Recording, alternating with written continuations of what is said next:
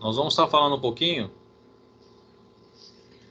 da farmacoterapia da inflamação, febre e dor, tá certo? É o que nós vamos estar desenvolvendo na aula de hoje e é o que a gente vai estar trabalhando com vocês. Então, primeiramente, é importante a gente compreender os processos, né? O processo inflamatório, ele pode ser um processo asséptico, sem a presença de micro-organismo, ou um processo séptico, com a presença de micro-organismo. Então, de maneira geral, eu vou ter, quer seja por ação do micro-organismo ou por um processo de lesão asséptica, vou ter lesão do tecido. Esse processo ocorre em tecidos vascularizados, né? Uma vez lesionado, tem essa comunicação célula-célula, célula-membrana basal, acaba sinalizando a célula vizinha, não lesionada. E ela retira o quê? Retira do fosfolipídio de membrana mediadores importantes para o processo inflamatório. Então, eu tenho lá o fosfolipídio de membrana, eu tenho o ácido araquidônico, certo? Na membrana. Ele precisa ser retirado de lá através de enzimas. Aí a primeira enzima a trabalhar nesse processo é a enzima chamada fosfolipase A2. Ela retira o quê? O fosfolipídio, o ácido araquidônico. E aí ele é substrato para duas enzimas. Para a enzima ciclooxigenase e para a enzima lipoxigenase. Tá bem? Que aqui vai dar origem aos leucotrienos. E aqui vai dar origem ao quê? Vai dar origem às prostaglandinas. Tá bem? Prostaglandinas, leucotrienos. E o que esses mediadores promovem? Esses mediadores promovem o quê? Vasodilatação. Essa vasodilatação aumenta o fluxo sanguíneo local. E eu tenho o quê? Um sinal da inflamação, que é o rubor, fica vermelho local. Essa vasodilatação ainda, né? Esse aumento de fluxo sanguíneo, além de promover o rubor, fica vermelho e quente o local. Tá bem? Promove a vasodilatação e o aumento da permeabilidade. Aí extravasa o quê? Proteínas plasmáticas. E aí ele leva ao desenvolvimento do quê? Leva ao desenvolvimento de um outro sinal da inflamação, que é o edema. Certo? Muito bem. Aí eu tenho agora a ação, tem uma terminação nervosa no tecido, ela é ativada pelos mediadores. Ela é ativada pela lesão direta, porque às vezes eu tenho fagócito que produz radicais livres, radicais oxigenados, que lesionam a fibra. E o edema, o próprio edema vai lá e comprime a terminação nervosa. Então, o estímulo, mediadores químicos geram um estímulo elétrico e gera o potencial de ação, é transmitido até o sistema nervoso central, e aí você tem o quê? Você tem a dor. E aí junta perda de função, edema, rubor, calor e dor, dá o quinto, né, elemento da inflamação, que é a perda de função, certo? Isso são mediadores do quê? Lipídicos, oriundos do quê? Da célula. Mas a célula, eu tenho células locais também, como por exemplo o mastócito, que libera quem? Mediadores não lipídicos, como a histamina, que participa desse processo também. Eu tenho a cascata-coagulação, que vai dar origem ao quê? A bradicinina, que também participa desse processo também. Certo? Então, outros mediadores, nós chamamos de mediadores não lipídicos, promovem também vasodilatação, aumento de permeabilidade, edema, calor e ativa a terminação nervosa. E eu tenho um grupinho de mediador oriundo do quê? Do núcleo celular, que nós chamamos transcritos, que são o quê? As citocinas, ou também conhecido como as interleucinas. Interleucina 1, interleucina 6, TNF, ou seja, enfim, as interleucinas. O que elas promovem? Expressão de moléculas de adesão para facilitar do quê? Das células de defesa, certo? Ativação de células vizinhas para produzir mediadores inflamatórios, prostaglandina, leucotrienos. Isso são as ações locais, contribuindo para quê? Para a formação do edema, do rubor, do calor e da dor. Isso são as ações locais da inflamação. Essas citocinas também caem na circulação. E na circulação vão até onde? Vão lá no hipotálamo e desregulam no hipotálamo. E eu desencadeio a febre. Vão lá no fígado e ativam os hepatócitos. E aí eu produzo proteínas da fase aguda. Isso aqui são as ações sistêmicas da inflamação. Tá bom? Isso é um geral da inflamação que a gente vai começar a discutir hoje. Bom, e aí nós já sabemos, né? Rubor, vasodilatação, o calor, o rubor, o edema, a dor. E nós observamos isso em qualquer tecido vascularizado. Tá bem? Como você observar, ó, nas amígdalas, você vai ver lá, tá vermelho, né? Hiperemiado, edemaciado. Se você observar na membrana timpânica, tá lá, ó, hiperemiado, abaulado, que é indicativo de quê? Otite média aguda. Aqui um quadro de amidalite. Certo? Se observar, às vezes, num furúnculo, você vai ver o edema, vermelhidão. Você vai observar no processo viral, você vai ver lá, ó, petecas, né? Lesão. Você vai ver hiperemiado. Então, esses são sinais de inflamação que você observa em qualquer tecido. Tá bem? Bom, e da onde que vem isso aí? Como eu falei para vocês. Vem do fosfolipídio de membrana. Lá no fosfolipídio de membrana que está o quê? O ácido araquidônico. Certo? Então, a célula, né, o estímulo, estimulou a célula vizinha o quê? Aumentou a expressão de que enzimas? Aumentou a expressão da enzima fosfolipase A2 e aumentou a enzima COX, e aqui não está sendo mostrado a LOX. Tá bem? O que a fosfolipase faz? A fosfolipase vai lá e retira o fosfolipídio de membrana e o transforma em quê? Ácido araquidônico. Está aqui o ácido araquidônico. O ácido araquidônico é substrato para as enzimas ciclooxigenase 2, para LOX, que aí vai dar origem aos leucotrienos, como está sendo mostrado aqui. Tá bem? Isso acontece patologicamente no processo inflamatório, COX-2. Isso acontece fisiologicamente.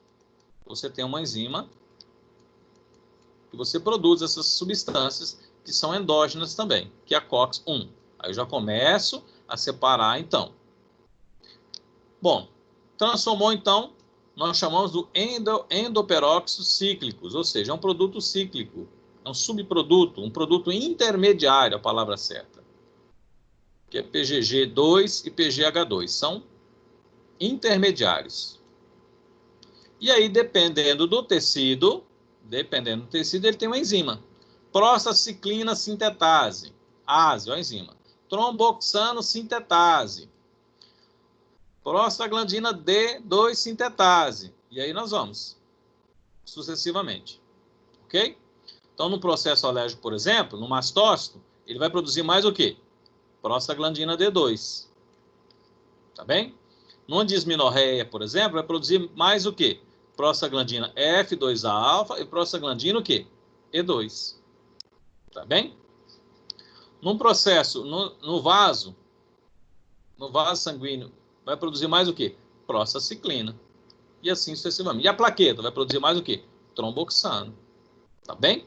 Então, dependendo do tecido que é inflamado, ele produz aquele determinado o quê? Aquela determinada substância, né? Ou que mediador lipídico, nós chamamos, né? Que vem lá da onde? Vem lá do fosfolipídio de membrana. Tá bom? Bom, e aí descobriu-se, então, que eu tinha uma COX fisiológica, ou que eles podem chamar de constitutiva, e eu tinha também uma COX o quê? Uma COX inflamatória. Certo? Os ARNs atuavam de que forma? Os ARNs, anti-inflamatórios não esteroidais, eles inibem quem? A ciclooxigenase, ponto. Os ARNs inibem quem? Inibem a ciclooxigenase, inibem a COX. Muito bem. Aí eles eram chamados seletivos e não seletivos. Então, ele atuava na COX-2, diminuía o processo inflamatório, mas também atuava na COX-1. Aumentava o quê? Os efeitos no trato gastrointestinal, porque diminuía a proteção do estômago e aí desenvolvia gastrite e úlcera. Certo? Muito bem. Aí foram em busca do quê? Dos seletivos, dos COX seletivos. Ou seja, se eu achar um fármaco seletivo só para COX-2, eu vou diminuir os efeitos gástricos. Aí surgiu quem? Os coxibs. Surgiu os coxibs. É o Vioxx, Celebra, tá?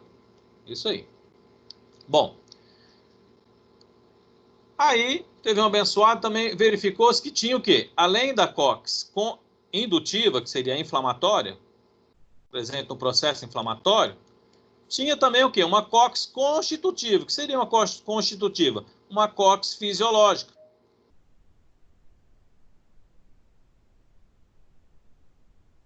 E onde que estava essa COX fisiológica? Principalmente cardio e a nível o quê? A nível renal. Renal. Certo? Cardiovascular e a nível renal. Só um minuto.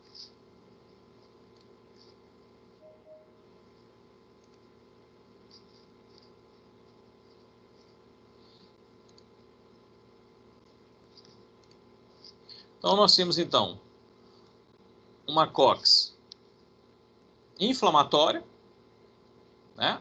Seria essa indutiva. E eu tinha também o quê? Uma COX o quê? Fisiológica. Aí surgiu quem? Os COX seletivos. Ele diminuía o quê? Diminuía o quadro inflamatório, porque inibia a COX, mas interferia com o quê? A nível cardiorrenal, aumentando o risco cardíaco, de infarto agudo do miocárdio, e aumentando o quê? O risco de desenvolver uma insuficiência renal crônica. Tá bem? E aí, então, nós selecionamos os AINES. Nós chamamos eles não seletivos, porque ele atua tanto na COX-2 como na COX-1, que é fisiológica. E nós temos os seletivos, que são os coxibs, que ele atua na inflamatória, na COX-2 inflamatória, mas, infelizmente, também descobrimos que tem uma COX-2 fisiológica, também atua na COX-2 fisiológica. Então, os não seletivos têm pronunciado efeitos gástricos, enquanto que os seletivos têm pronunciado o quê? Efeito onde? Cardio-renal. Cardio-renal. Daí foram para a portaria 344, para ter um processo de farmacovigilância nisso aí. Tá bem? Entenderam isso? Então, COX-1 está presente aonde? Principalmente aonde? No trato gastrointestinal. Está relacionado com os efeitos gastrointestinais. Certo? COX-2 está presente aonde? No processo inflamatório. Processo inflamatório. Processo inflamatório. Onde tem tecido? Processo inflamatório. Tá bem? E aí, depois, além disso, descobriram quem? Uma COX-3. Presente aonde? No sistema nervoso central. Responsável pela febre. Certo? Por isso, hoje nós temos fármacos que são extremamente, têm ação anti-inflamatória, atuando na periferia, e que tem menor ação o quê? Antipirética. Outros têm ação mais no sistema nervoso central, tem ação analgésica antipirética, e pouca ação o quê? Anti-inflamatória. Vamos dar o um exemplo aqui, paracetamol de dipirona, ou dipirona e paracetamol, e aqui nós vamos colocar o diclofenaco, aceclofenaco, né? Os oxicans, com pronunciado efeito o quê? Anti-inflamatório. Bem? Anti-inflamatório. Só que como eles não são seletivos, ele atua onde? Vai afetar o trato, afeta o trato gastrointestinal. Certo? Afeta o trato gastrointestinal.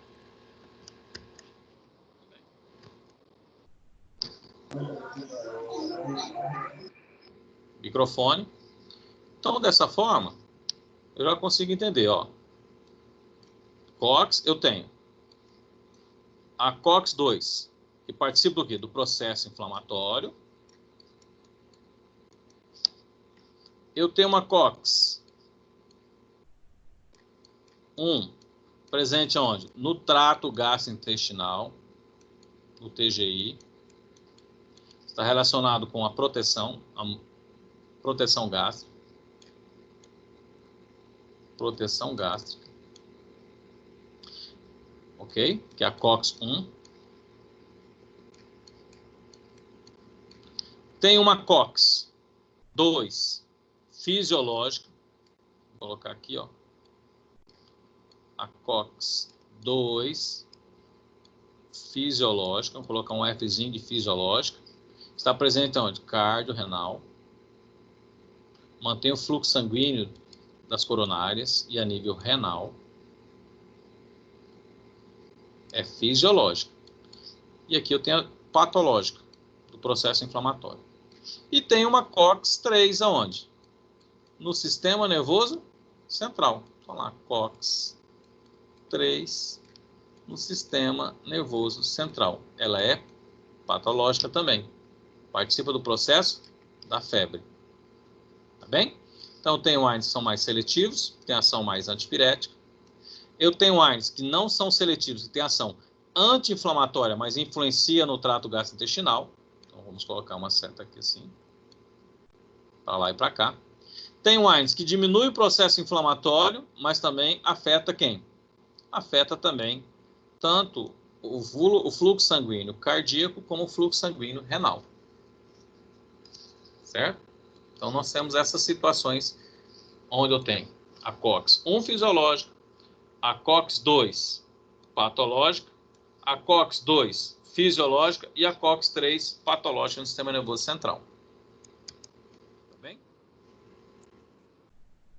Bom, diante disso, eu preciso que vocês relembrem os conceitos. O que é normotermia?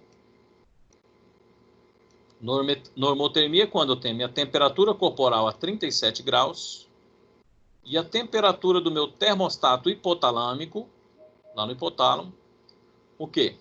A 37 graus. Isso aqui nós chamamos de normotermia. O que eu tenho quadros de hipotermia? A minha temperatura está marcando temperatura corporal. Temperatura corporal a 35 graus. Mas o termostato hipotalâmico está marcando o quê?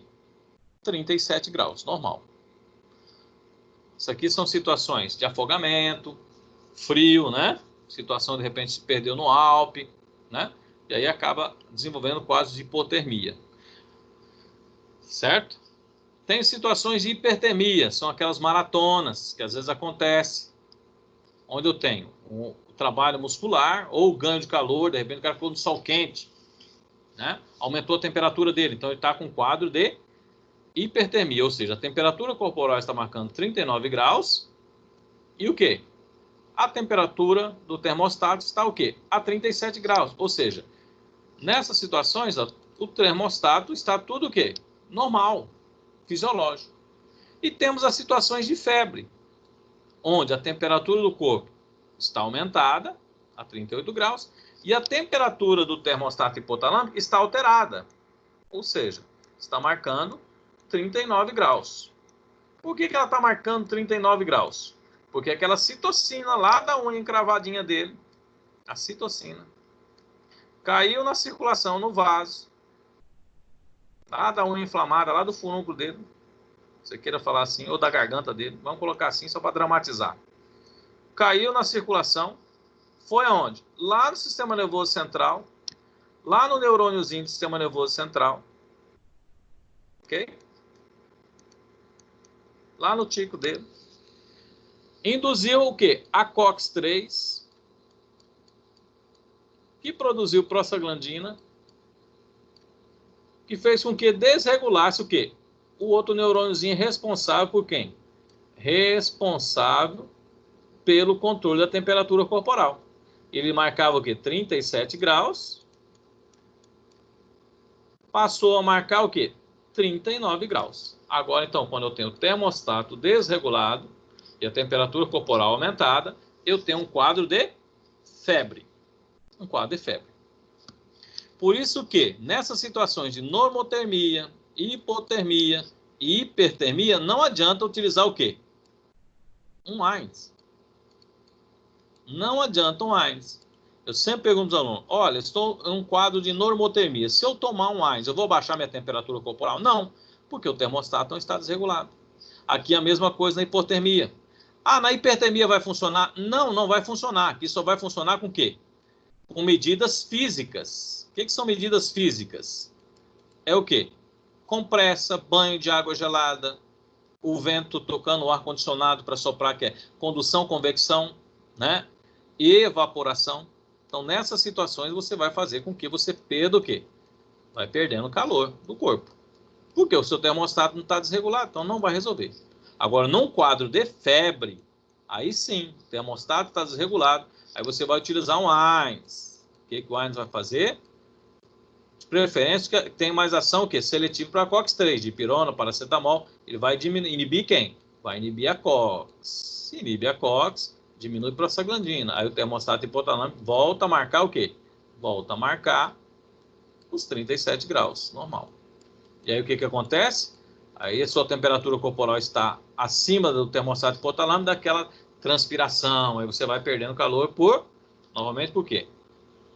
Por evaporação do suor, condução através, né, de um ambiente mais frio, e dessa forma você regula a sua temperatura. E através da própria vasodilatação. Tá bem? Então isso aqui nós temos situações então de normotermia, hipotermia, hipertermia e febre. Tá bem?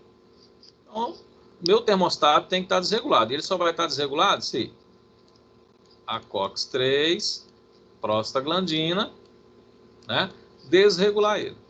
Quem que vem lá? Citocina. Citocina que induz o neurônio, né, a produzir, expressar a enzima vai pegar lá, e tem a fosfolipase, a COX, né, pega lá o ácido araquidônico e o transforma ele em quê? Em prostaglandina.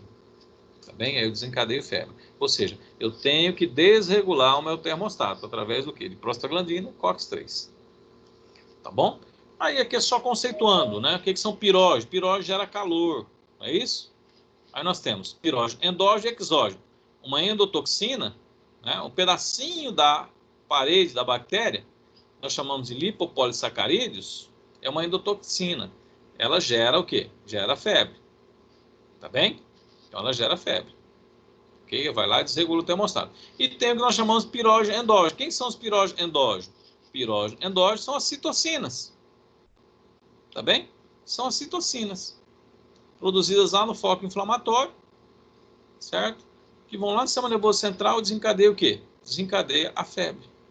Tá bem? Desencadeia a febre.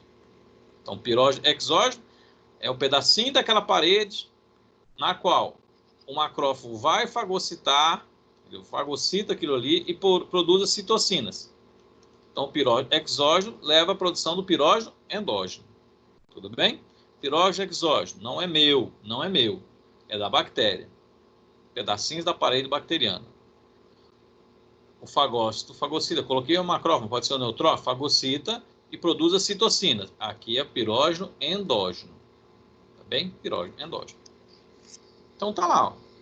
Os lipopolissacarídeos, tá bem? Lipopolissacarídeos são fagocitados e produz quem? Os pirógenos endógenos. Olha lá. São fagocitados, pirógeno endógeno. Então as citocinas, interleucina 1, interleucina 6, TNF, IL-8, são o quê? São pirógenos endógenos. E a lipopolissacarídeos são pirógeno o quê? Pirógeno exógeno. Exógeno. Tá bom? Eu vou fazer um ponto de curiosidade aqui, só para a gente lembrar, principalmente a questão do Covid, né? Onde eu estava escutando no rádio, o cara querendo exumar um corpo, porque o paciente, segundo ele, não morreu, porque o laudo do médico foi por quê? Coagulação vascular, né? Coagulação vascular indiscriminada, né? Coagulação vascular disseminada, aliás, né? O que acontece? Em processos infecciosos, aí pode ser viral e bacteriano, onde leva a produção dessas cadeias de citocinas aqui, além de produzir a febre, tá? Ativa o quê? No fígado, a produção de quem? Dos fatores da coagulação. E aí leva o que nós chamamos do quê? Coagulação vascular disseminada. Tá bem? Coagulação vascular disseminada. Por isso que, às vezes, a terapia, vocês vão observar, às vezes, nesses comentários, a terapia que está sendo utilizada, até mesmo paciente internado, com os anticoagulantes, né? Porque todo processo infeccioso leva a um quadro de coagulação vascular disseminada pelas citocinas que são produzidas no processo infeccioso. Não vai exumar o corpo à toa. O médico estava correto. Bem? Certo? Então é isso aí. Muito bem. A fisiopatologia é assim, ó. Então eu tenho um processo infeccioso, as paredes, tá? Pedacinhos da bactéria. Eu tenho os fagócitos, fagocito, e produzo quem? As citocinas. Quem são as principais citocinas do cérebro? IL-1, TNF, interferon muito em processos virais. IL-6 e IL-8, o que eles fazem? Caem na circulação. E vão lá numa região chamada órgão vasculolateralis, ou seja, uma região que, abre aspas, seria desprovida de parede, facilitaria a penetração dessas citocinas. E o que essas citocinas fazem? Estimulam lá a célula endotelial, estimula a célula endotelial a produzir o quê? A produzir prostaglandina. E essa prostaglandina faz o quê? Desregula quem? O seu neurôniozinho lá do hipotálamo, responsável pelo controle da temperatura. Tá bem? Então, o seu termostato estava marcando o quê? 37 graus. Agora, com a produção da prostaglandina, que desregulou o termostato, passa a marcar o quê? 40 graus. Bom, se desregulou a sua temperatura do termostato, como é que fica? A temperatura do termostato. É igual ao termostato, né? Como é que fica a sua temperatura do corpo? A tua temperatura corporal. Se está marcando 40 graus, sua temperatura está com 37 graus, ele vai falar, ó, você está com frio. Então, vamos ativar os mecanismos de retenção e produção de calor. Então, tem ativação o quê? Simpática. Toda vez que você está com frio, ativação simpática. O que o simpático faz? Promove vasoconstrição. Diminui o fluxo sanguíneo da pele. Diminui o contato do sangue com o meio ambiente. Consequentemente, a vasoconstrição aumenta a temperatura corporal. O que mais? Ativa lá nos adipócitos, beta 3, a quebra da gordura, né? Quebra da gordura. Bem, para que você tem que quebrar? Transformando a gordura, depois nós vamos observar em glicose. Para que isso? Porque atua também onde? Se eu tenho atividade simpática, lá na musculatura esquelética, eu tenho também receptores beta. E aí leva um quadro de contração da musculatura esquelética. Nós chamamos de calafrio. Calafrio. Tá bem? Como se você estivesse fazendo o quê? Uma maratona parado. E esse calafrio o quê? É energia. Aumenta o quê? A temperatura corporal. Então vai aumentando a temperatura do seu corpo. Vai se aproximando o quê? Vai se aproximando do termostato. Vai marcando lá 39, e aí você vai tendo calafrio, até chegar o quê? 40 graus. Então aí se igualou. Mas o seu termostato está desregulado. Tá bem? Ocorre também o processo do quê? Piloereção. A piloereção cria uma película de ar na mesma temperatura do seu corpo. Então, um mecanismo de retenção. Então, vasoconstrição e piloereção é um mecanismo de retenção. Produção de calor, calafrio. Calafrio. Tá bem? E você, a musculatura esquelética, vai depletar toda a reserva de glicogênio. E você também tem, a longo prazo, né? A longo prazo, você tem o quê? O beta 3 ativado. Tanto é que hoje nós temos na estética a terapia, o quê? A crioterapia, né? Para alguns locais do organismo. Tá bem? Alguns locais para tentar diminuir o quê? Os excessos, né? Então você tem ativação do receptor beta.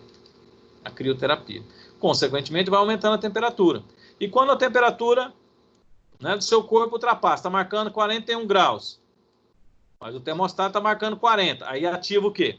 Ativa os mecanismos de dissipação de calor, que é o quê? É o contrário. A vasodilatação, a sudorese, para você perder calor por evaporação, condução e evaporação, certo? Então é aquela história quando você está com um quadro de gripe. Quando você está com frio, quer dizer que sua temperatura corporal está abaixo da que está desregulada do seu termostato. Aí você pega junto cobertor, tem um calafrio, aumenta a temperatura corporal. Quando ultrapassa, você joga o cobertor para lá, aí dá aquela transpirada, né? Perde calor por evaporação, vasodilatação periférica vermelhinha, ou seja, você fica a noite inteira isso aqui. Mas o que acontece de maneira geral? O seu termostato está desregulado. Por quê? Aquela prostaglandina que produzida desregulou o neurôniozinho lá no hipotálamo, responsável pelo controle da temperatura. E aí, o que acontece? Marca o quê? 40 graus. Então, aqui eu tenho a COX-3. E descobriram uma via... Pois não. Estamos com 2 alunos querendo entrar na aula, vocês precisam aceitar.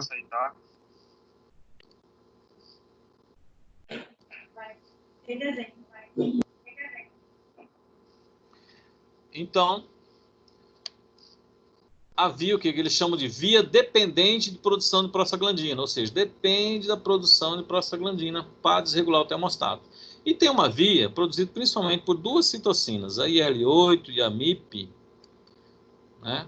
Proteína quimiotárquicas para macrófago, que ela atua diretamente no CRF, fator liberador de corticotrofina, e ele desregula o termostato. Isso aqui é chamado de via independente da produção de quem? De prostaglandina. Não depende da produção de prostaglandina. Tá certo? Independente. E a via dependente é o quê? A via dependente depende de quem? Da produção de prostaglandina para desregular. Então, nós temos 2 vias. A via dependente, que é a principal, e a via o quê? Independente de produção de prostaglandina. Tá bom? Só um minuto.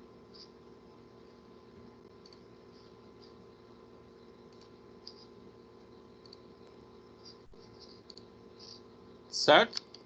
Muito bem. Compreendendo, então, a fisiopatologia da febre, vamos lá, então. Aqui é a mesma coisa, pessoal. Ó, tá lá, veio da onde? Vem lá de sua unha encravada, citocina produzida lá, cai na circulação, tá lá. Cai na circulação, lá na OVLT, lá no OVLT, zona vasculateral, estimula a célula endotelial a produzir quem? Prostaglandina. Aqui é a COX-3, tá? Ó. Prostaglandina. Prostaglandina faz o quê? Desregula o neurônio, que é o neurôniozinho responsável. Ele marcava o quê? 37 graus. Agora, o normal dele, ele passa a marcar o quê? 40 graus. Quer dizer que o seu termostato está desregulado. E a sua temperatura corporal está marcando o quê? 37 graus. Então, você corre ativação simpática. Vasoconstrição, piloereção, calafrio, né? E com isso aumenta a temperatura corporal para 40 graus. Mesma temperatura do que? Do seu termostato desregulado. Então aqui você está com processo febril, está com febre. Mas foi ganhando calor, foi retendo calor, chegou a 41 graus. 41 graus, aí ativa os mecanismos de dissipação de calor. Que é a vasodilatação, a sudorese, a respiração, certo? Então você perde calor. Então você fica nesse, ganha calor, perde calor, ganha calor. Por quê? Porque o seu termostato está desregulado. Que a COX-3 deu origem a quem? A prostaglandina, que desregulou o seu termostato. Eu estou dando enfoque a isso aqui porque eu tenho AINES que tem uma maior ação o quê? No sistema nervoso central. Ele tem pouca ação lá, periférica, mas tem uma notada ação antipirética. Dipirona, paracetamol é um exemplo disso. Tá bom? Tranquilo? Então aí agora eu já sei como que desencadeia o quê? O processo febril. Certo? Agora vamos para o processo doloroso. Onde que inicia o processo doloroso? O processo doloroso inicia-se o quê? Pela ativação da minha terminação nervosa. Bem? Ela é ativada de que forma? Ação dos meus mediadores. Então, todos aqueles mediadores inflamatórios vão ativar ela.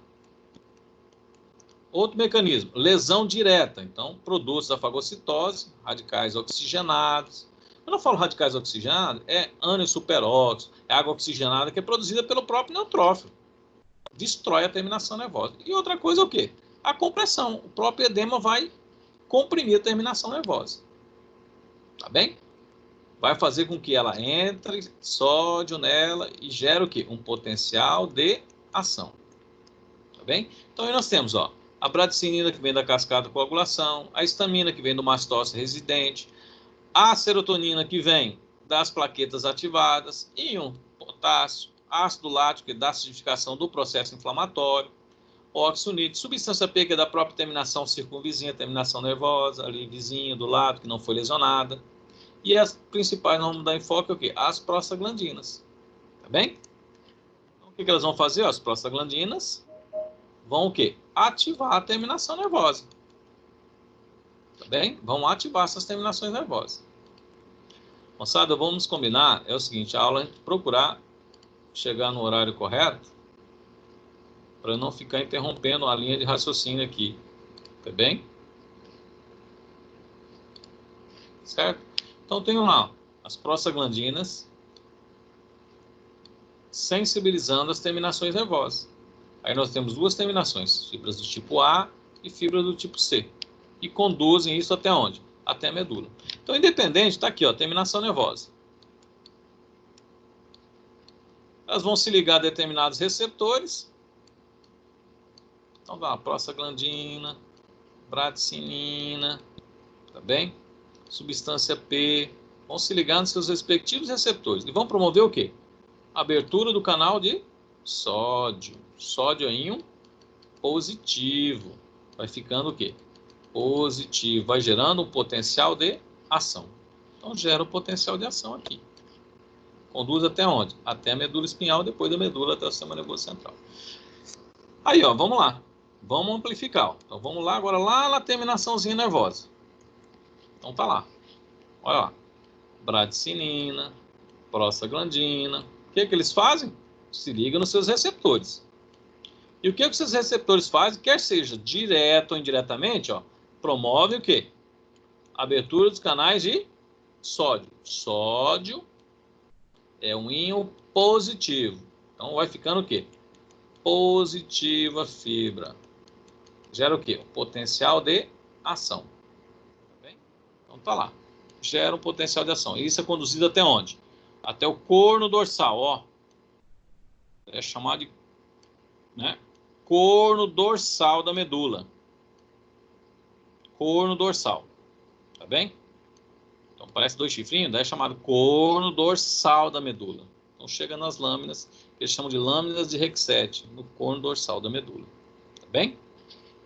As fibras tipo A conduzem fibras de uma dor mais rápida, enquanto as fibras tipo C é mais lenta, é mais visceral, né?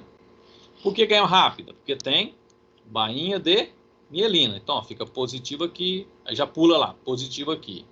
Positivo aqui, então conduz mais rápido.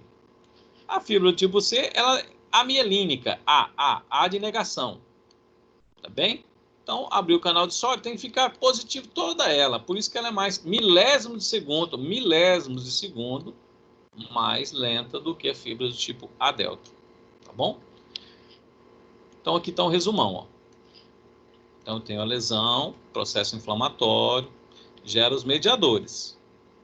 Bradicinina, histamina, serotonina, prostaglandina, lá da COX. O que eles vão promover? Cada um ligando seus respectivos receptores, direto ou indiretamente. O que vai levar? Abertura de quem? Abertura de sódio, canal de sódio. Entra sódio. Se entra sódio, fica positivo. Então, gera um potencial de ação, que é conduzido pelo tipo A delta e fibra do tipo C. Vai até onde? Até a medula espinhal. Tá bem? Então, tá lá. Chega lá no corno dorsal. Aparece dois chifrinhos, ó. Corno dorsal da medula espinhal. Tá bem? Nas chamadas de lâminas de Rexet, que aí divide o corno dorsal em lâminas também. Certo? Muito bem. Bom, então tá aqui, ó. Mesmo processo. Prostaglandina, tal, sódio, gera potencial de ação, conduzido, aí chega lá na medula, ó. Lá na medula. Agora vamos ampliar esse processo aqui.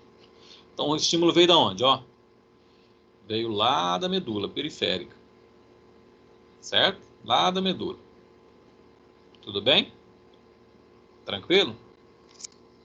O que acontece aqui? Então, a liberação de neurotransmissores. Que neurotransmissores são liberados aqui? Nós vamos destacar principalmente a substância P, vê lá o potencial de ação, e o glutamato. Tá bom? Substância P se liga ao seu respectivo receptor e induz o quê? A síntese de prostaglandina medular. Então, tem a produção de prostaglandina medular. Tá bem? Então, eu tenho uma COX-2 a nível quê? Medular. Ó, que produz prostaglandina. Ok? Glutamato se liga a dois receptores. Receptor chamado NMDA e o receptor chamado ampacainato. Só AMPA. O que interessa para mim é o receptor NMDA. O que ele leva? Ele leva a produção de óxido nítrico. Ativa óxido nítrico sintetase e eu produzo óxido nítrico. O que é esse óxido nítrico? Atua de forma retrógrada, estimulando a liberação de mais neurotransmissor. Então, concentra aqui, ó, de neurotransmissor. Isso aqui nós chamamos de amplificação medular. O que é amplificação medular? É a ação do glutamato no receptor NMDA, induzindo a produção de óxido nítrico, que leva ao quê? Leva à liberação de mais neurotransmissores. E outro processo, então isso aqui é um, de amplificação. Outro processo de amplificação é que, a nível medular, a substância P induz a síntese do quê? De prostaglandina, através da COX-2.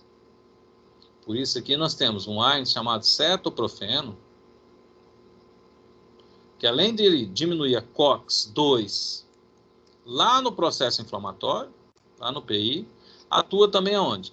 A nível medular. Aí ele tem uma ação anti-inflamatória interessante e uma ação analgésica também interessante, porque atua também a nível medular.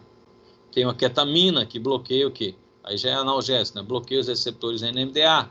Então não transmite dor também, mas é um anestésico, tá bom? Mas ali a nível de AINES, nós estamos falando de AINES, eu já estou dando a dica do cetoprofeno. Ele atua tanto periférico como a nível o quê? Medular. Então tem o sítio 1, sítio 2, e aí o sítio 3 é onde? No sistema nervoso central. Sistema nervoso central. Ele atua onde? Sítio 1, sítio 2, e alguma literatura fala que ele atua também no sítio 3. Tá bem? Tudo bem. Então tá lá. Mesma coisa, ó. Veio lá do processo inflamatório, lá da sua unha encravada. Bem resumidamente, né? Liberou substância P e glutamato. Substância P induziu o quê? Prostaglandina. Prostaglandina sensibilizou. Por que sensibilizou? Vai promover a abertura aqui do canalzinho de cálcio e sódio, vai liberando mais neurotransmissor. Então, libera mais neurotransmissor. Aumenta aqui a liberação desses neurotransmissores. E o glutamato atua onde? No receptor NMDA. Induz a óxido nítrico sintetase, você produz óxido nítrico. O óxido nítrico é um gás, então ele vai atuar de forma retrógrada, liberando mais neurotransmissores. Aí que nós chamamos de amplificação medular. Amplificação medular. Tá bem? Então aqui um AINES que tiver uma ação aqui a nível medular, ele vai ter uma potência analgésica maior. E aí eu já falei quem que é ele. Tá bom? Mesma coisa. Tá bem? Isso aqui é a mesma coisa, porque às vezes a gente mostra 1, 2, 3 slides para tentar o quê? Exemplificar. Então tem a nível periférico, o processo inflamatório, produção de prostaglandina. A nível medular, a produção de prostaglandina. E também de quem? NMDA, óxido nítrico. É conduzido por quê? Por duas vias. Olha lá, óxido nítrico, liberando mais neurotransmissores, via neoespinotalâmica e via paraespinotalâmica. A via neoespinotalâmica, ela vai até onde? Vai até o tálamo, em que região? Na mesma região do tato, depois é retransmitida ao córtex sensitivo. Ok? E lá estimula o quê? Estimula a COX-3. E aí eu produzo o quê? Prostaglandina. E a prostaglandina sensibiliza o córtex sensitivo. Ok? E eu tenho a via paraespinotalâmica. A via paraespinotalâmica não é direta, ela vai fazendo paradinhas. Ela para no núcleo magro da raca, libera serotonina. A serotonina é responsável por quê? Para começar a liberar opioide endógeno, que é o meu analgésico endógeno. Tanto para cima, no córtex, como para baixo. Nessa via, nós chamamos de via descendente de analgesia. Tá bem? Então, você começa a produzir a prostaglandina. Estimula também o quê? O locus ceruleus. Libera o quê? Noradrenalina. Deixa você em estado de alerta. Você não dorme com dor. Alerta. Estimula quem? A dopamina. Aumenta o quê? Aumenta o tônus muscular. O cara que está com dor, dependendo da região, aumenta o tônus muscular. Você vê que fica rígido aquela musculatura naquela região. Tá bem? E estimula também o quê? A liberação de acetilcolina. E você tem o quê? Aqueles sinais vagais. O que são os sinais? Sudorese, cara com dor, principalmente a visceral. Dá aquela sudorese. Não é isso? Dá, a princípio, náusea, vômito, que são sintomas o quê? Vagais. Por conta da liberação de quem? Da acetilcolina. E depois, retransmitido ao córtex sensitivo, você faz aquela carinha de dor. Tá bem? E depois aonde? Retransmitido ao córtex. Certo? Essa é a fisiopatologia. Mas eu quero enfocar aqui, quando é conduzido tanto pela paleo como pela neoespinotalâmica, no sistema nervoso central, ativa o quê? Ativa a COX-3. Então aí você tem 3 níveis de atuação então na dor. Córtex, sítio 1, lá no processo inflamatório, lá no seu dedinho, está inflamado. COX-2 a nível medular, na medula. E COX-3 aonde? No sistema nervoso central. Tá bem? Lembrando que eu tenho a COX-2 patológica e tenho a COX-2 fisiológica. Tá bem? Tudo bem. Então, o processo, já falei, pela via neoespinotalâmica, via paraespinotalâmica. Aí só falando algumas características, né? Ela é recente, ela é específica, sai da medula, vai diretamente no tálamo. Não é isso? Depois para o córtex sensitivo, dá a somatotopia, ou seja, você consegue localizar a dor, e dá o caráter sensitivo, perceptivo e discriminativo. É dor, é cócega, né? É agulhada, então você consegue determinar. Já a via paraespinotalâmica, né? Aí ativa a COX-3 lá. A via paraespinotalâmica, ela é mais antiga, ela é inespecífica, ela vai fazendo várias paradinhas, difusa. Então, ela vai fazendo várias paradinhas. Não tem o que? Somatotopia. Normalmente, essa aqui está relacionada mais com o quê? Com a dor visceral. As vísceras. Tá bem? Então, tá lá. Ó. Ela é difusa. Ó, vai fazendo várias paradinhas dos núcleos. Não chega na mesma região do tato. Chega no tálamo. Chega no núcleo intralaminar. Depois, retransmitida ao córtex sensitivo. Vai dar a característica afetiva. Depois, para o córtex. E não tem somatotopia. E também ativa quem? A COX-3. Prostaglandina. Tá bom? Mesmo processo. Né? A partir do momento que você ativou o núcleo magno da RAF e o locus ceruleus teve liberação de noradrenalina, você tem a liberação de quem? Serotonina estimula a liberação de opioide endógeno. A nível o quê? A nível de formação reticular, a nível do sistema nervoso central. E ativa uma via serotoninérgica, que lá na medula espinhal tem um neurôniozinho rico, cheio de opioide endógeno. Então, aqui também libera opioide endógeno. Ela vai lá, estimula esse neurôniozinho para liberar aí. E aí você libera opioide endógeno. Por que eu estou falando isso? Porque os antidepressivos atuam nesse mecanismo aqui. Aumenta a concentração de quem? Serotonina. Às vezes você vai ver o antidepressivo usado para dor crônica. O que ele faz? Aumenta a concentração de quem? Serotonina. Se aumentou a concentração de serotonina, vai aumentar a concentração de opioide. Então, você já modula o processo doloroso central. E estimula o quê? Aumenta a serotonina dessa via descendente. Então, aumenta a liberação de opioide endógeno a nível medular também. Ok? Então, você bloqueia central, e pelo menos tenta modular o quê? A nível central. Não é que o cara não sente dor, vai modular o processo. Tá bom? Aí o que eu acabei de dizer, nessa via descendente, né? A partir do momento que você utiliza um antidepressivo, você aumenta a concentração de quem? Aumenta a concentração de serotonina. Aumenta o quê? O opioide endógeno. Aonde? No sistema nervoso central. E a via descendente inibitória. Aumenta a concentração de serotonina, aumenta a liberação de quê? De opioide endógeno. A nível medular. Ele atua pré e pós-sináptico. Pré-sinapticamente, o que ele faz? Bloqueia o canalzinho de cálcio. Não libera neurotransmissor na fenda. Pós-sinapticamente, abre canalzinho de potássio. Abre canal de potássio, hiperpolariza a fibra. Tá bem? Então, diminui a liberação de neurotransmissores e hiperpolariza. Assim que atua os antidepressivos no processo doloroso. Tá bem? Então, na dor nós temos, olha só, periférico, uma COX a nível medular e uma COX a nível o quê? Sistema nervoso central. Tá bom? O que é importante você diferenciar aqui, a ação anti-inflamatória da ação que é analgésica. Quando eu estou falando em inflamação, o que é importante saber? Você vai estar atuando na COX-2, lá na periferia, lá na sua encravada, na COX-2. Se ele atua na COX-1, se ele atua de forma irreversível, se ele atua de forma reversível, competitiva na enzima, ou se é reversível, não competitiva. E se ele tem uma outra ação. Uma outra ação. E vai diferenciando os AINES aqui. Agora, quando eu estou falando em analgesia, eu tenho que pensar nos 3 níveis. Periférico, medular e sistema nervoso central. Eu não vou ter um AINES que vai ter todas essas propriedades. Você pode observar. O médico às vezes prescreve. Até o próprio cetoprofeno atuando aqui. Periférico, medular. E se tiver dor, ele coloca SOS, dipirona ou toragesic. Por quê? Aí sim, vai estar atuando no sistema nervoso central. Nós temos a associação, por exemplo, o Codatem. Tem o diclofenaco, tem uma ação anti-inflamatória. Então, a dor está sendo causada pela inflamação. Então, tem que ter um anti-inflamatório. E a codeína onde? Atuando a nível do sistema nervoso central. Certo? Então, quando eu falo em anti-inflamatório, eu tenho que pensar a nível periférico. Se, de repente, ele tem uma ação anti-radical livre, não é isso?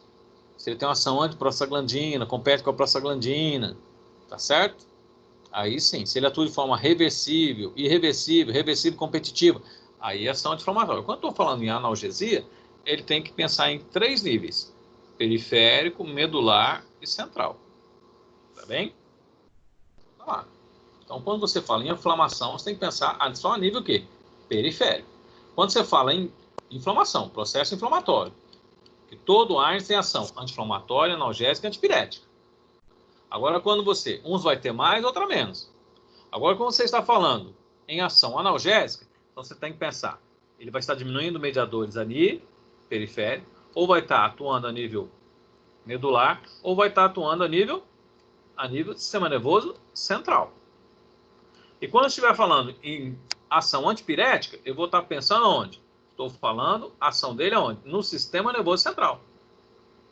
Tá bem? Um exemplo. Dipirona e paracetamol. Ele tem pouca ação o quê?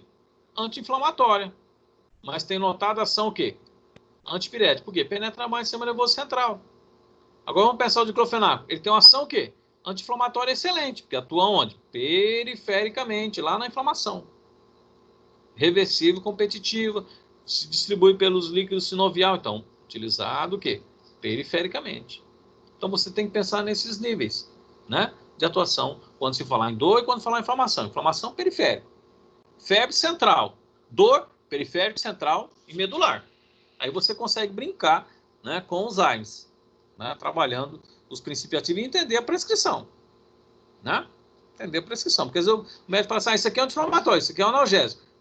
Entendeu? Ó, cetoprofeno às vezes é prescrito. Por quê? Tem ação periférico, medular. E aí o médico passa SOS. SOS dipirona. Se não melhorar com essa daqui, ainda utiliza o quê? Dipirona. Ou tramal, né? Porque vai ter uma ação central. Tá bem? Então, quando eu estiver falando em ação anti-inflamatória, ação periférica. Quando eu estiver falando em ação antipirética, estou falando central. E quando eu estiver falando em dor, eu tenho que lembrar dos alvos farmacológicos. Periférico, medular e central. Tá bem? Tudo bem.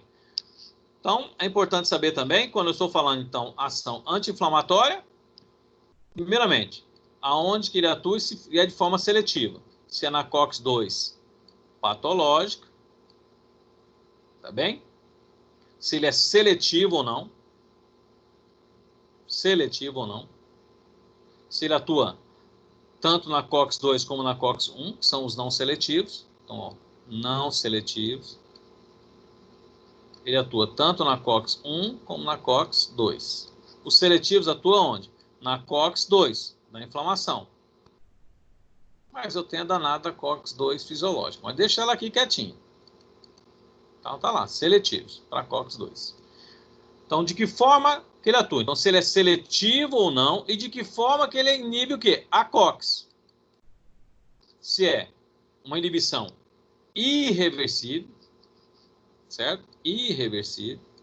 Se é reversível competitiva, se é reversível não competitiva. Ou seja, se é irreversível, vai lá e liga e destrói a enzima. Por exemplo, acetilsalicílico. Então, ele tem uma potência anti-inflamatória bacana. Por quê? Ele vai lá e destrói, mas ele não é seletivo. Atua tanto na COX-1 como na COX-2. Reversível competitivo, diclofenaco. Ele atua na COX-2, diminuindo a inflamação, mas atua na COX-1 também, tem efeitos gástricos. Paracetamol. Ele atua assim, liga reversível não competitivo, ou seja, ele liga e desliga da enzima. Então, tem pouca ação anti-inflamatória, mais ação onde? Sistema nervoso central. Então, a forma com que inibe a ciclooxigenase é irreversível, reversível competitiva e reversível não competitiva.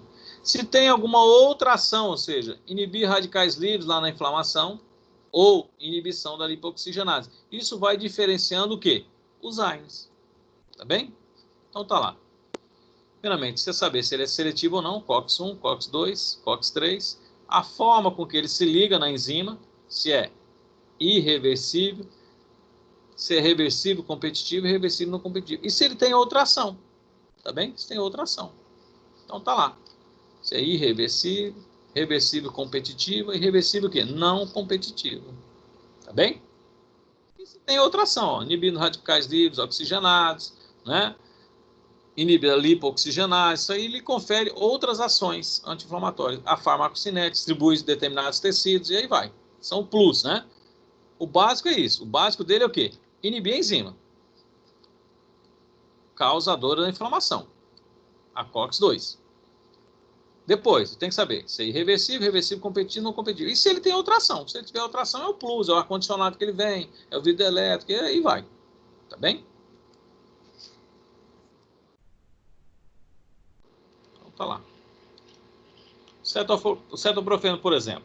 Vamos pensar ele na ação o quê? Anti-inflamatória. Então, estou assando ó, lá na unhazinha do indivíduo. O que ele tem? Ele vai inibir de forma o quê? Reversível, competitiva, a COX-2. E o que ele tem de plus? Olha lá.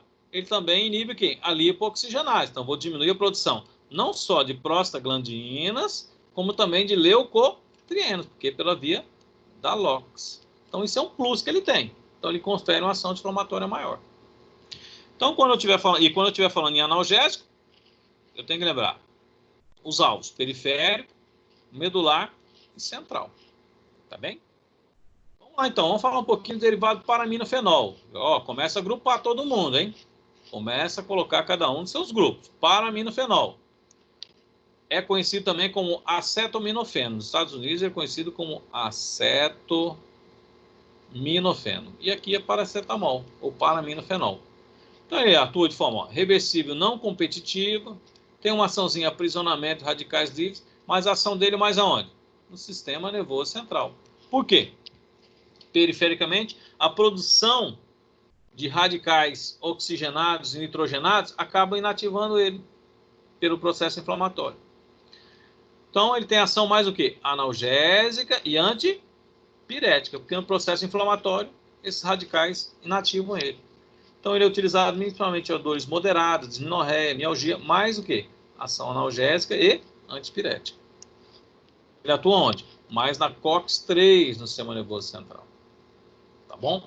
Aqui, os radicais livres, radicais nitrogenados, pegam inativo o paracetamol. Então, ele tem pouca ação anti-inflamatória. Notada ação analgésica e antipirética. Derivados fenilacéticos. Vai agrupando eles aí, ó. Fenilacético. Quem são eles? Ó, diclofenaco. Então, como é que ele atua? Ó, na COX. Ele é seletivo? Não, ele atua na COX-2, que é patológica no processo inflamatório, diminui o processo inflamatório. Mas atua onde? Na COX-1, faz parte aonde? Do TGI. Diminui o quê? diminui a proteção do estômago. Então, ele não é seletivo. Como que ele atua na enzima? De forma reversível, competitiva. Reversível, competitiva. E o que ele tem de plus, de diferente? Ele reduz a concentração de araquidonato dentro das células. O que mais? Acumula-se onde? No líquido sinovial. Então, muito utilizado para músculo esquelético. E aí a gente observa o uso dele. Artrite, artrose, espondilite, pós-operatório, disminorreia. Então, utilizado nesses quadros aqui. Certo? Tem das formas sal sódico e o potássio. O sal sódico dá uma ação sustentada. Então, você vai utilizar na ite ou na ose? Nas oses. Artrose, lordose, escoliose, e aí todas as doenças mais crônicas. Porque você tem uma ação sustentada. O sal potássico ele tem uma rápida o quê? Rápida absorção, uma rápida ação. Então você vai utilizar nas ites. Amidalite, faringite, laringite, sinusite. Então em processos mais agudos. Agudos. Ok? Tudo bem? Sal sódico, sal potássico. Tá bom? Então para o idoso, ele gosta de quem? Ele gosta do quê? Diclofenaco sódico. Ele tem azose. Uma amidalite. Amidalite não trabalhar com o quê? Um processo agudo, uma semana, sara. Tá bem? E aí depois surgiu quem? Surgiu o diclofenaco com colistinamina. Colistinamina melhora o quê? A absorção dele. E facilita a administração. Normalmente aqui você utiliza o quê? No máximo 150 mg dia. Estourando 200 mg. Tem que ser o quê? 150, 3 tomadas, 3 vezes ao dia. Aqui não, ele vai tomar o quê? Vem com 70 mg, toma 2 vezes ao dia, em 2 tomadas. Então, melhora a absorção e facilita a administração em 2 tomadas. Tá bem? Então, ele é seletivo? Não, não é seletivo. Então, ele atua na COX-2 patológica, diminui o processo inflamatório. Mas atua onde? Na COX-1. E aí atua no TGI. Diminui muco, bicarbonato, consequentemente pode levar a um quadro de gastrite. Tá bem? Que ele não é seletivo. Então tá lá, e fala assim, recapta o araquidonato. Então tá lá, ó, fosfolipase, ácido araquidônico, segunda ação dele, ó, ele joga de novo pro fosfolipídio membrana. Não me pergunte como é que é esse mecanismo, tá? Certo? Mas é um plus que ele tem também.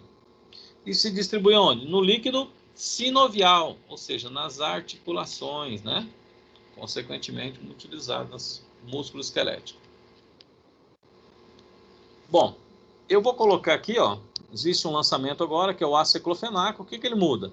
Ele muda mais a farmacocinética, melhora a absorção, é mais na absorção, e no tempo de meia-vida, um pouco mais prolongado. E é claro, a facilidade de administração também, né?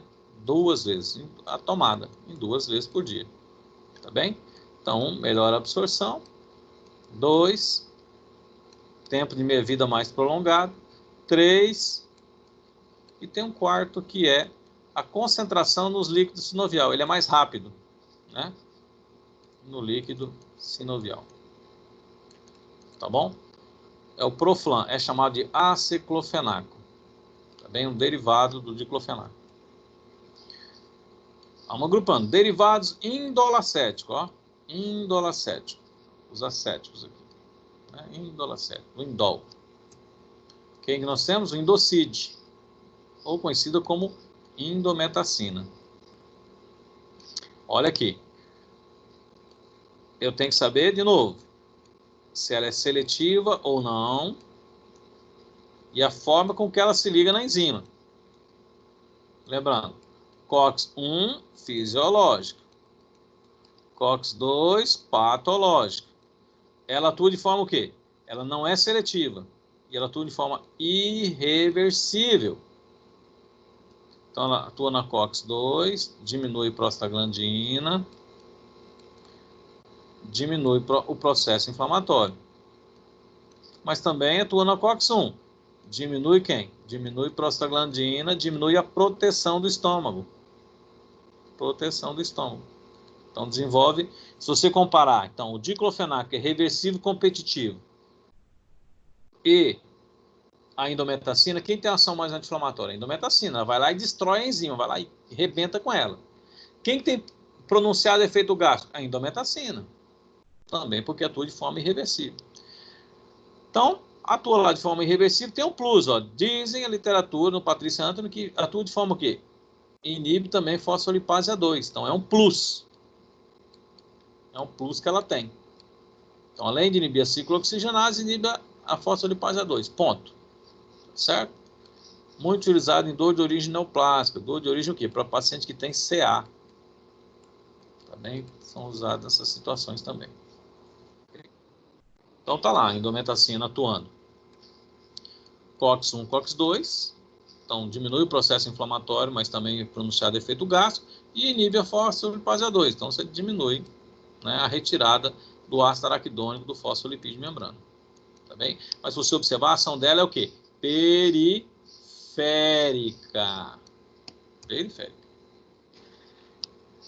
Cetorolaco de tromentamina, conhecido como Toragesic. Ele atua de forma, ó, inibição, reversível, competitivo. Então, é reversível competitivo. Tá bem? Ele tem maior ação o quê? Analgésica e antipirética. Tem uma forma farmacêutica especializada, que é sublingual. Então, é só você lembrar a forma farmacêutica. Sublingual permite uma maior rápida absorção. E ele é normalmente utilizado o quê? Em associação com outros AINES. Por quê? Ele não tem uma ação mais periférica. A ação dele é onde? É mais a nível o quê? A nível central, sistema nervoso central. Então, tem maior ação o quê? Analgésica. Então, aqui que ele vai ter ação. Ação mais analgésica e antipirética. Do que uma ação o quê? Periférica. Então, se for só uma encravada, você vai ter que associar junto o quê? Um que tem uma ação o quê? Periférica. Ele vai diminuir mais o quê? A dor.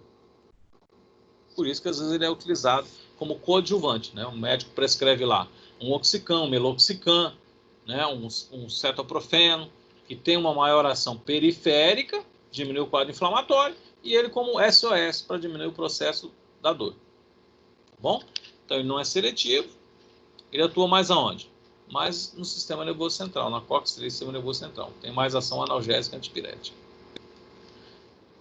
Derivados fenilantranídrico, conhecido também como fenamatos. Tá bem? Quem que são os fenamatos? Ó, fenamatos, ácido mefenâmico. Olha lá, como é que ele atua na COX? Ele é seletivo? Não é seletivo. Até agora não falei nenhum seletivo. Então, ele atua na COX-1, na COX-2, na COX-1. Então, diminui a inflamação, mas também diminui o quê? A proteção do estômago. Como é que ele atua? Não? Reversível, não competitiva. Então, é mais fraca a ligação na enzima. Ele liga e desliga. Só que ele tem um plus. Olha lá, qual que é o plus? Antagonismo. Então, ele compete com quem?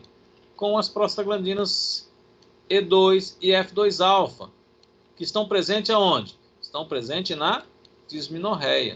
Então, é um AINES muito utilizado em quadros de cólica menstrual, disminorreia primária. Tá bem? Disminorreia primária.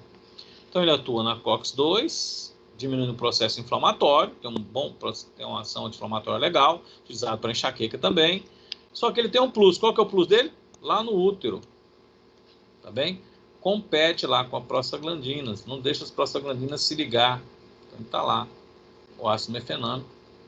O mefenâmico compete com ela e não deixa se ligar, diminuindo o quê? O processo doloroso. Então está lá. Esse plus que ele apresenta também. Então a ação dele é mais o quê? Periférica. Né? Doloxamina, né? Ou conhecido como dolamin, que é o clonixinato de lisina. Também atua onde? Na COX-2. Atua na COX-1 também, tem efeito gástrico na COX-1. Só que, ó, de forma reversível, competitiva. E a ação dele é mais aonde? A nível, ó, medular. Significa que a ação dele é onde? É mais aonde? A nível medular e no sistema nervoso central. Então vai ter uma ação mais o quê? Analgésica. Mais analgésica e antipirética do que anti-inflamatória. Então, ele vai ter, ó, tem pouca ação, né? Ou tem uma menor ação quando comparado aos outros AINES. E vai ter uma maior ação onde? No sistema nervoso central, ação analgésica, do que ação anti-inflamatória. Tem ação anti-inflamatória? Tem.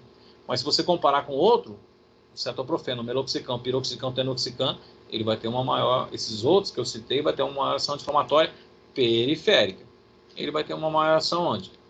Uma ação nervoso central, mas diminui o quadro inflamatório. É diferente do paracetamol, que é inativado totalmente no processo inflamatório. Ele não, tem ação anti-inflamatória, mas a maior ação dele é central. Derivados pirazolônicos. Quem que nós temos aqui? Dipirona. Tá? Conhecido como manzidol. Manzidol. Ela produz um metabólico cancerígeno, né? Mas até hoje a gente não sabe aqui no Brasil se teve esses efeitos ou não.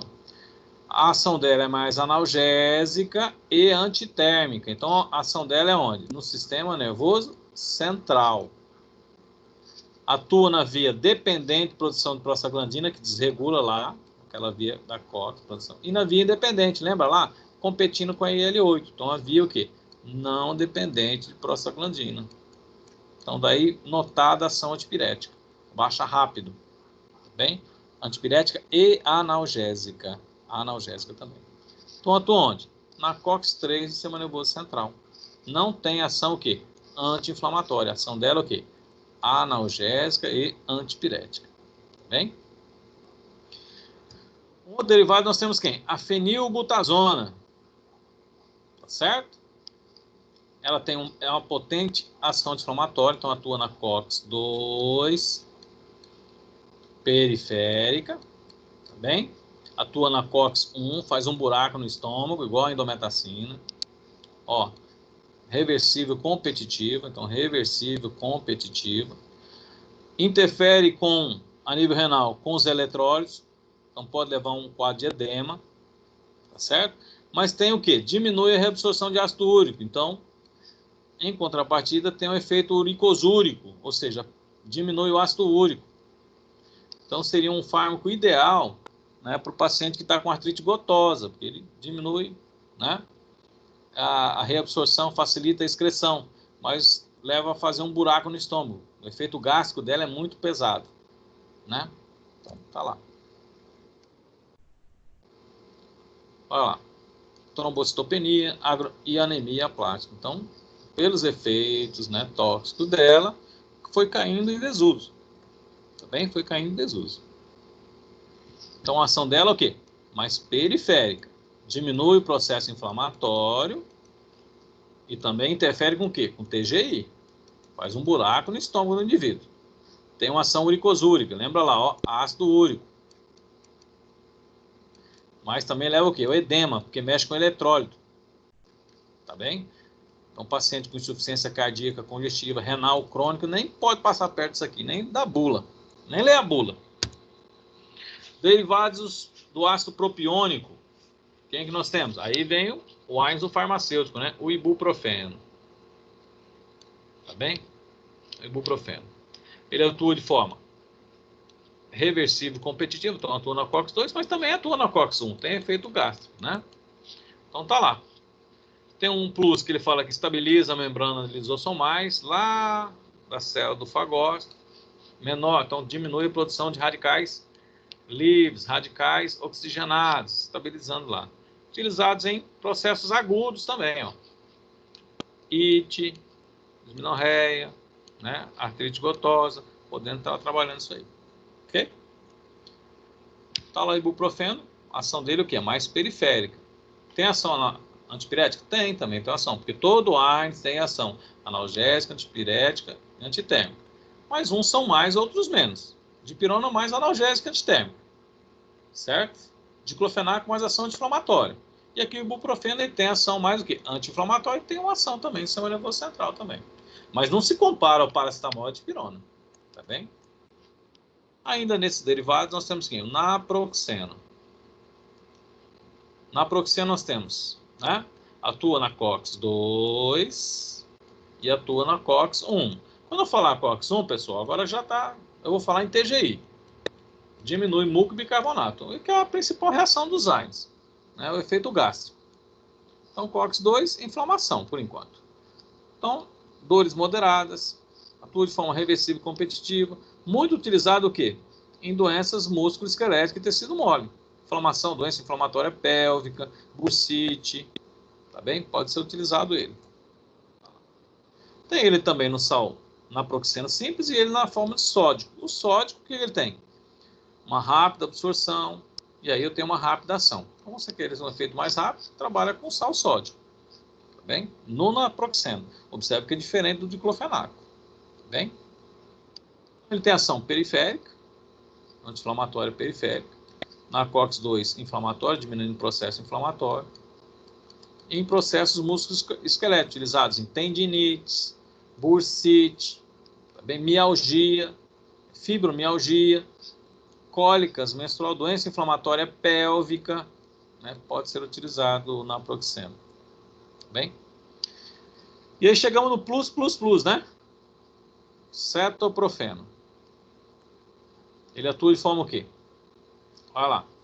Reversível competitivo, atua na COX-2, mas também atua na COX-1. Tem efeito gástrico. O que ele tem de plus? Olha lá. Inibe a lipoxigenase, então vai diminuir a produção de leucotrienos. Ainda estou falando em ação anti-inflamatória. Estabiliza as membranas lisossomais, então vai diminuir radicais livres, radicais oxigenados. Então aqui eu estou falando da ação dele o quê? A ação dele anti-inflamatória, no processo inflamatório. E aí tem uma ação o quê? Bloqueando o receptor NMDA. Lembra disso? Óxido nítrico sintetase, óxido nítrico. Então ele aumenta a liberação de neurotransmissores. Muito bem. Se eu antagonizo, o que acontece? Diminui o processo todo. Então aqui estou falando mais de uma ação que é analgésica, na dor. Então é utilizado em processos de dores leves, dores crônicas, porque eu tenho acúmulo desses neurotransmissores ali. Tá bom? Então assim, pós-operatório, muito utilizado. Então ele tem ação anti-inflamatória periférica, estabilizando mastose, inibindo a LOX. Então tem uma notada ação no processo inflamatório. E age onde? A nível medular, bloqueando o receptor, bloqueando aquela amplificação a nível medular. Tá bem? Então tá lá, bloqueia a NMDA, não ativa a oxonítrico sintetase, diminui o oxonítrico, diminui a liberação de quem? De neurotransmissores. Como eu já sei que substância P inibe da COX-2 aqui a nível medular, então diminuo todo esse processo aqui, a nível na medula, né? Medular. Tá bom? Tem um novo aí chamado loxprofeno sódio. Tá bem? Ele se diferencia porque ele tem a mesma farmacodinâmica, ele é uma prodroga, né? Então, o que é uma prodroga? Ele é metabolizado, aí o metabólito dele, que é ativo. Tá bom? O metabólito dele que é ativo. Olha lá, metabolismo de primeira passagem. Toda droga, né, absorvida passa onde? Principalmente por via oral, passa pelo metabolismo de primeira passagem, no fígado. E aí forma o quê? Um metabólito ativo. É uma prodroga. Tá bom? Então, indicado nesses processos, também processos mais agudos, certo? Muda. Biotransformação, ó, citocromo P450, metabolizado pelo citocromo P450. Que muda mais a cinética. Oxicans. O que nós temos oxicans? Temos a vovó, né? O piroxicam. O piroxicam, o que ele tem diferente? Tempo de meia-vida. Por quê? Ele atua tanto na COX-2, como também na COX-1. Ok? Reversível, competitivo. Então, se pegar, em termos assim, de atuação na enzima, só o ácido salicílico e endometacina que é irreversível. Não reversível. É quem? Vai lá, liga e desliga. É só o paracetamol e a dipirona, que eu me lembro aqui agora. Tem outro aí que nós passamos aí. O restante é tudo reversível e competitivo. Tempo de meia-vida, ó, prolongado. Tem a dipirona com a beta-dextrina, que é maior início de ação, maior absorção, facilita a absorção. Então você tem lá, ó, piroxicam, né, com né, com a beta-ciclodextrina, facilita então a absorção desse quadro. Utilizado em processos inflamatórios, pelo tempo de meia-vida, utilizado nas ozes e também dismenorreia primária, pelo tempo de meia-vida. Então atua onde? Mais perifericamente, diminuindo o quadro inflamatório. Se você observar aqui estão as dosagens, dose máxima que você utiliza, né? Ok? De todos os AINES. Então nós estamos falando dos oxicans. Nós vamos observar aqui a dosagem máxima de cada um. Tá bem? E você vai observar o que? O tempo de meia-vida, ó. Tempo de meia-vida. Então, dos AINES, ó, é um dos que tem o tempo de meia-vida mais prolongado, ó. Tá bem? Então, o que ele diferencia dos outros AINES, uma das diferenças é o quê? É o tempo de meia-vida. Entre eles eu tenho, primeiro, do maior para o menor. Primeiro quem? O maior, ó, é tenoxicam, que tem um tempo de meia-vida maior. Depois você vem cá, você vem o piroxicam, depois você vem o quê? O meloxicam. Outra coisa que diferencia aqui, ó, foi o primeiro seletivo. Esse aqui, ó, COX-2 seletivo. Então, o primeiro seletivo foi o Movatec, tá bom? COX-2 seletivo. Então, dos oxicans, o único que é seletivo é quem? É o meloxicam. Os outros, eles atuam tanto na COX-2 como na COX-1, pronunciado efeito gástrico. Esse já não, é mais seletivo para o quê? Para COX-2, foi o primeiro seletivo. Tá bem? Tenoxicam, como eu falei, ó, tem o maior tempo de meia-vida, muito utilizados em processos agudos, tem na forma parenteral, né? O meloxicam foi o primeiro, ó, seletivo para COX-2, utilizado em processos agudos também, com menor efeito nos GAC, menor efeito no TGI. Por quê? Ele não atua onde? Na COX-1. Não atua na COX-1. Se não atua na COX-1, menor efeito gástrico. Tá bom? Então ele é seletivo. Agora, ó, falando do primeiro seletivo, COX-2, meloxicam. A ação dele é mais aonde? Periférica. Né? Tem ação mais anti-inflamatória, né, do que quando comparado a uma ação antipirética como o paracetamol e a dipirona. Tá bem? E nós temos um lançamento aí chamado Lornoxicam. Isso que é 2 vezes mais potente que o tenoxicam, mas então você imagina. Né? Tem um tempo de meia-vida de 4 horas, e aí vai.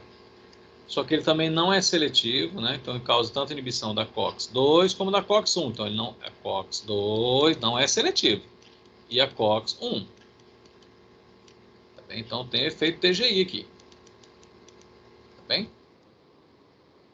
Você fala rápido aqui, né? Beleza? Se eu falar nimesulida fica mais fácil. Né? Ela também é seletiva para a COX-2. Atua, ó, reversível não competitivo. Tem o plus. Qual que é o plus? Bom, além de ser seletiva, diminui a liberação de histamina no mastócito, né? Diminui os radicais, liberação de radicais. Quando fala radicais reativos, é radicais livres, radicais oxigenados, água oxigenada pelos neutrófilos durante a fagocitose, então diminui isso aí. Por isso é utilizado em processos agudos. E outra coisa, a facilidade de tomada. O Cantaflán tinha que ser dado o quê? 3 vezes ao dia. Esse aqui administra o quê? 2 vezes por dia. Então, para a mãe é uma beleza. Né? Então, a ação é seletiva para a COX-2. Né? 2 tomadas, 2 vezes ao dia. E é o quê? Diminui radicais oxigenados e nitrogenados. Tá bem? Nimesulida. Aí, a busca pela seletividade. Então, nós tivemos, quem foi o primeiro? O primeiro COX seletivo, COX-2 seletivo, foi quem? Meloxicam. Depois veio quem? A nimesulida. E depois, uma hora eu conto essa historinha aqui da nimesulida. E aí, depois foram a busca por quem? Por fármacos extremamente seletivos. Os inibidores da seletivos, na COX. Aí surgiu quem? Os coxibs. Tá bem? Ou coxibas, né? Tanto faz, depende da literatura. Eles são seletivos para quem? São seletivos para a COX-2. Ele atua mais o que? Na COX-2. Tá bom? Muito bem. Então, se eu tenho mais seletivo para COX-2, são ARNs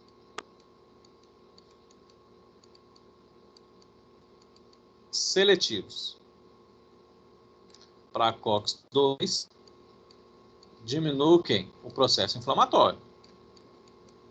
E tem menor efeito o quê?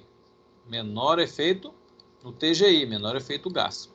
Beleza. Tranquilo. Só que aí descobriram que eu também tinha uma COX o quê?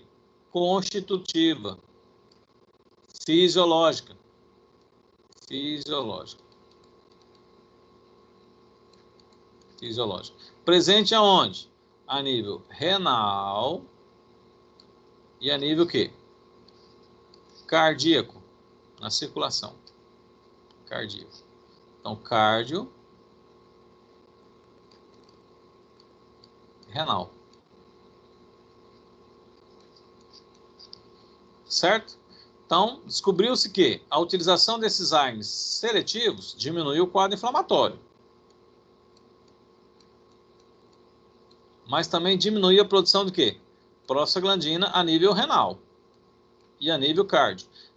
A nível cardio aumentava o risco do quê? Do infarto agudo do miocárdio. Por quê? O que essas prostaglandinas promovem? Vasodilatação.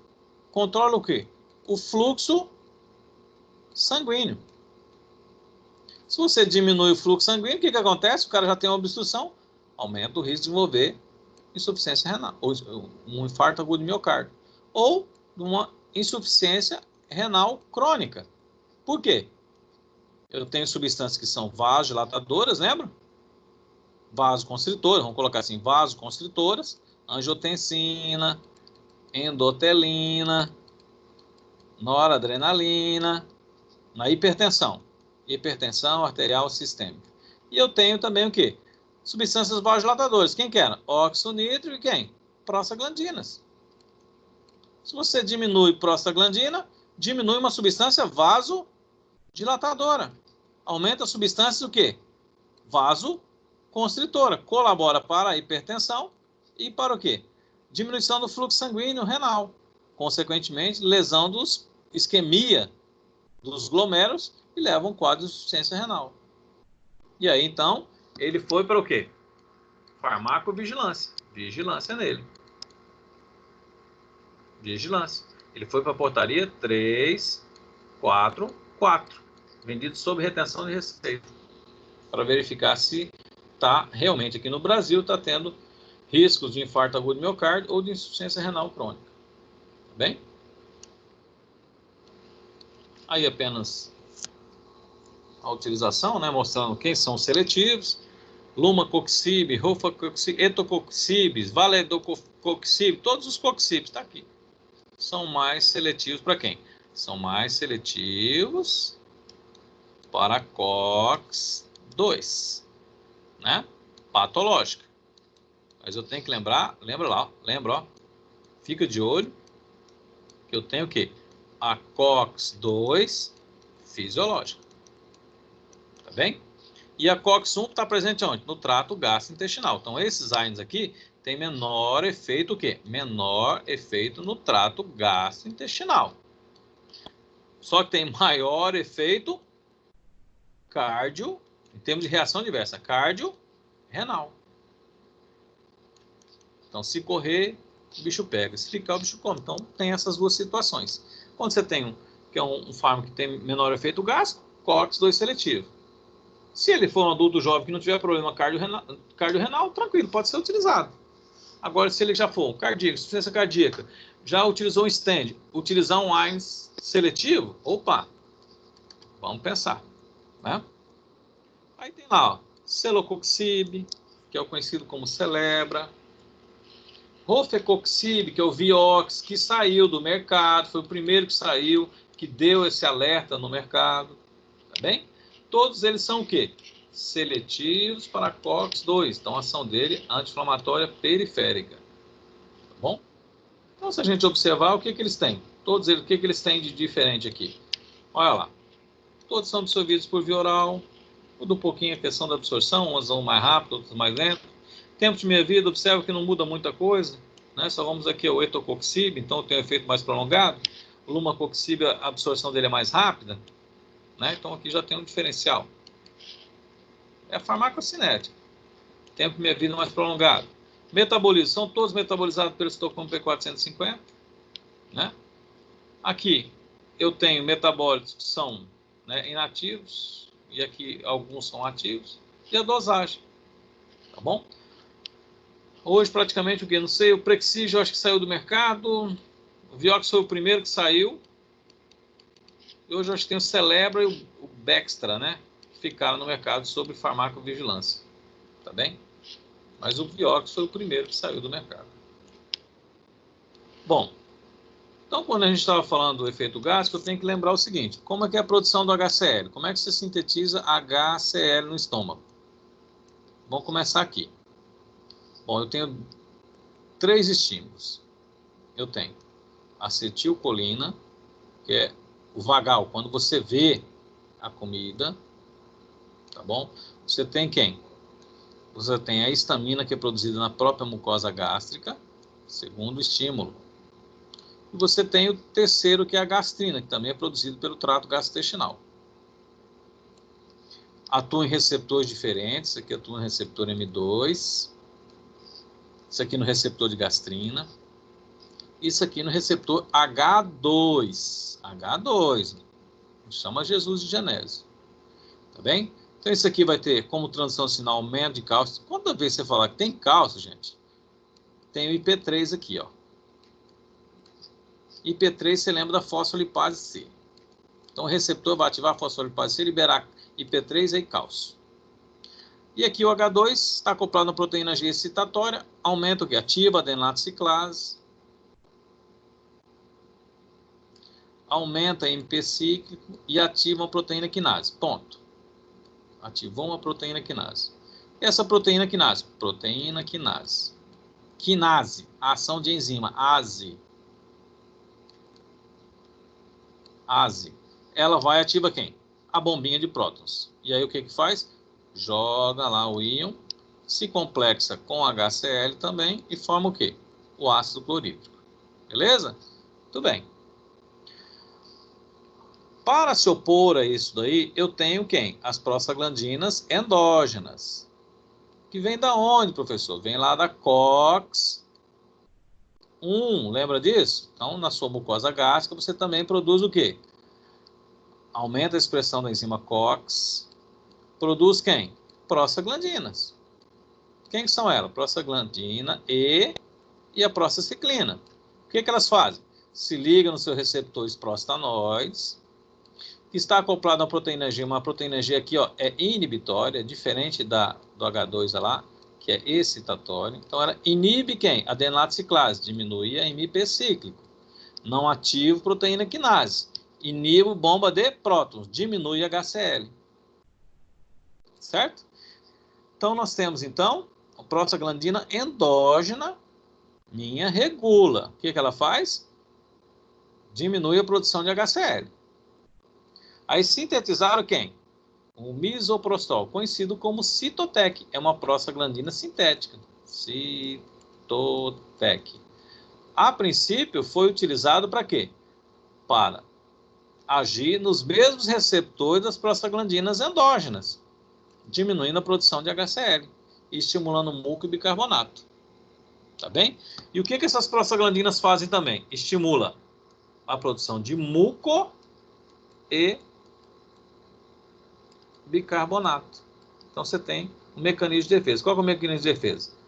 Prostaglandina. O que que ela faz? Aumenta muco e bicarbonato e diminui o que é HCl. Quando você usa um AINES não seletivo, vamos lá agora.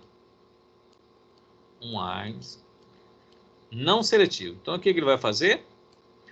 Ele vai atuar na COX-2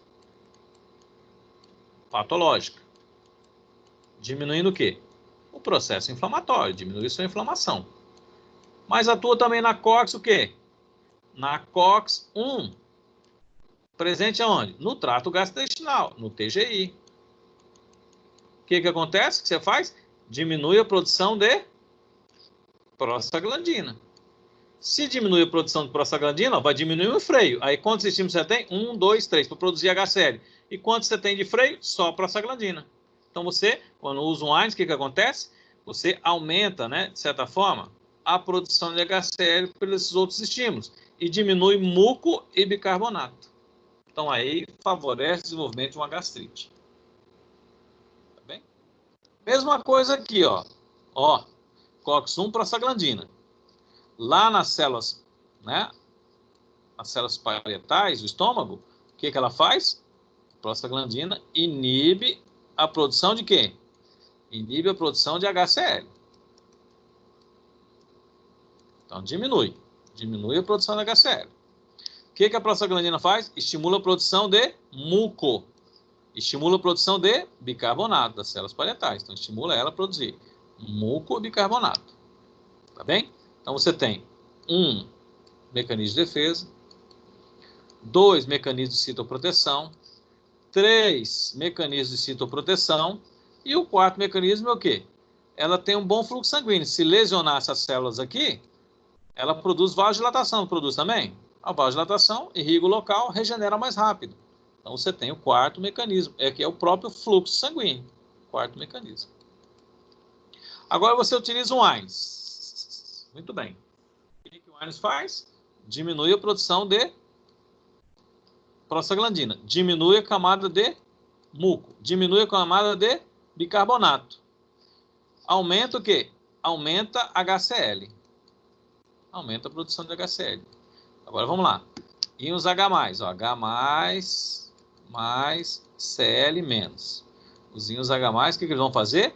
Vai degradar o muco. Certo? Se ele ultrapassar a primeira camada, né, seria de muco, o que eu tenho? Eu teria o quê? O bicarbonato, H+, e o bicarbonato, HCO3-. Se complexaria com íon H+, ia formar o quê? CO2 e água. Muito bem, mas a camada de bicarbonato diminuiu, o que acontece? O íon H+, vai lá e lesiona a célula. Lesiona. Seria rapidamente regenerado se eu tivesse o quê? Um bom fluxo sanguíneo. O que aconteceu? Diminuiu a prostaglandina, diminui o quê? O fluxo sanguíneo, diminui a regeneração. Então, por isso que todo AINES, o quê? Principalmente os não seletivos, favorece o quadro de gastrite e úlcera. Tá bem? Então tá lá. Os AINES diminuindo a produção de prostaglandinas, leucotrienos. Tá certo? Ação anticoagulante ou antiagregante. Isso aqui eu já tenho que pensar em que AINES que atuam de forma irreversível. É o que vão ter o pronunciado efeito.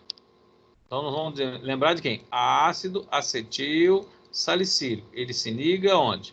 Na COX-2, mas também atua na COX-1 fisiológica. Interessa aqui agora. Por quê? Aqui eu estou mostrando aqui uma célula endotelial. Ó. Célula endotelial e aqui uma plaqueta. Tá bom? Então, ó, célula endotelial e plaqueta. Plaqueta não é célula. Tá bom? Então, ela tem lá a COX-1. E lembra, cada tecido vai produzir uma coisinha. Então, pega o ácido araquidônico. Aqui vai produzir mais o quê? Tromboxano. Tromboxano tem ação o quê? Vasoconstritor e agregante o quê? Plaquetário. Então, ele promove vasoconstrição e agregação de mais plaqueta. A célula endotelial tem núcleo. Se tem núcleo, tem DNA. Ela produz o quê? COX-1 produz prostaciclina. Tem ação o quê? Vasodilatadora. Inibe quem? Agregação plaquetária. Quando você utiliza o acetil salicílico, tá bem? Ele vai fazer o quê? Ele vai inibir a COX-1 das plaquetas e a COX-1 da célula endotelial. A plaqueta não tem núcleo. Então, se ela tem lá 10 COX, é 10 COX e acabou. Ela só vai ser renovada depois do quê? 120 dias. Que é a vida o quê? Útil, né? mais ou menos 120 dias. A célula endotelial não, ela tem núcleo, ela novamente consegue sintetizar uma nova COX-1. E aí pronuncia o efeito o quê? Vasodilatador e anti o quê? Agregante. Enquanto isso, as plaquetas, ó, 120 dias para ela se renovar. Demora para se renovar. Então aí eu tenho ação o quê? Antiagregante. Antiagregante do acetil salicílico. Não deixa as plaquetas agregar. Bem? Então, a utilização de ARNs, juntamente com anticoagulante, favorece quadros de hemorragia, porque as plaquetas não vão estar funcionando. Bem? Tudo bem.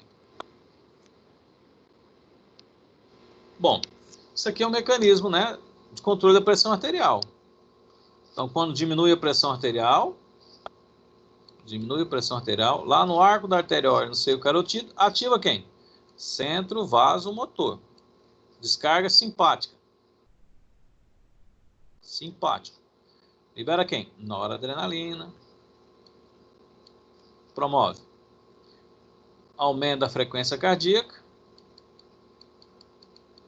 aumenta o débito cardíaco, aumenta a pressão arterial. Vasoconstrição, aumenta a resistência periférica, aumenta o débito cardíaco, aumenta a pressão arterial. E lá, a longo prazo, lembra lá do sistema renina-angiotensina?